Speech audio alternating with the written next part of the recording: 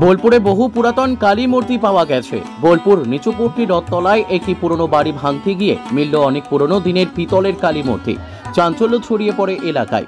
বুধবার বোলপুরের নিচুপুরটি এলাকায় একটি বহু পুরনো ভগ্নপ্রায় বাড়ি ভাঙতে গিয়ে মিলল একটি পিতলের কালী মূর্তি।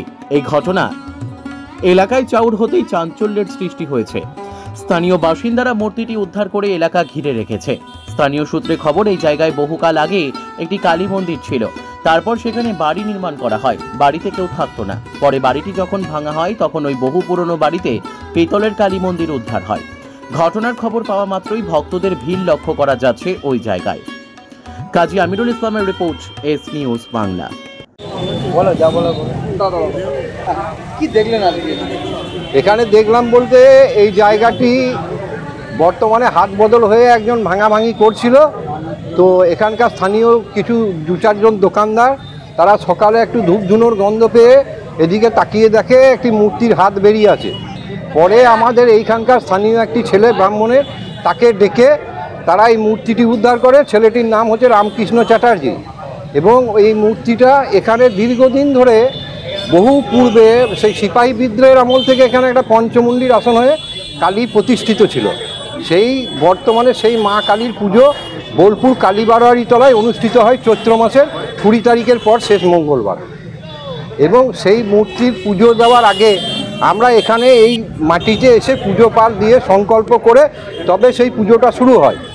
এবং আজকে এই মূর্তি পাওয়ার মধ্যে দিয়ে মোটামুটি প্রমাণিত হয়ে যাচ্ছে যে এইখানেই মূর্তি ছিল এবং পূর্বেও এখানে পুজো পাল হতো।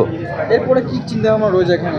চিন্তা ভাবনা বলতে আমাদের তো বহু পূর্বে থেকে ইচ্ছা ছিল এখানে একটা মন্দির করার, কিন্তু বিভিন্ন রকম পরিস্থিতির জন্য জায়গাটি থেকে হাত দিত না, যেহেতু মায়ের মন্দির আছে বলে।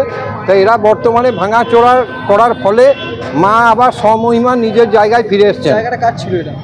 এটা বহু পূর্বে ছিল। জায়গার তখন মালিকানা ছিল না। পরে ভারতীয় সেটেলমেন্ট জরিপ হওয়ার পর এর মালিকানাটা যায় মেমারির বিষয়ীদের হাতে। বর্তমানে বোলপুরে গোলকবিহারী চট্টরাজের নাতি রাজা চট্টরাজ এই সম্পত্তিটি খরিদ করেন। তিনিই ভাঙাভাঙি করছিলেন এখানে। এবং আজকে মূর্তি পাওয়ার মাধ্যমে আমাদেরও একটা দৃঢ় বিশ্বাস স্থাপন হয়ে গেল যে হ্যাঁ, পূর্বে মায়ের মন্দিরই ছিল এখানে এবং এই ভূমি মায়েরই ভূমি। আমার নাম দেবব্রত দুবে। দেখলাম বলতে আমার দুই বন্ধু আমাকে ডাকলো, ওরা আগে দেখেছে, জাস্ট একটু সামান্য হাতের মতো কি বেরিয়েছিল, ওটা গোল্ডেন টাইপের। তখন আমাকে বললে যাবো বলতে দেখো তো।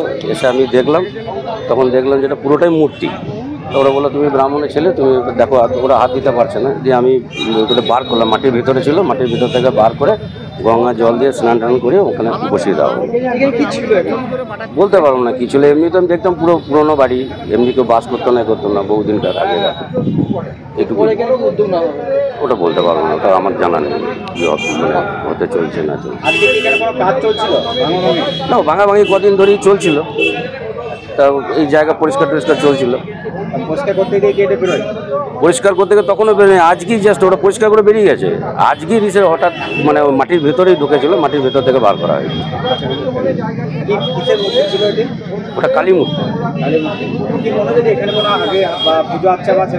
ওটা তো এখানকার যে পুরনো বাসিন্দা তারা বলে, এখানকার তো আমি এই দিকটা নয়, আমি ওই দিকে।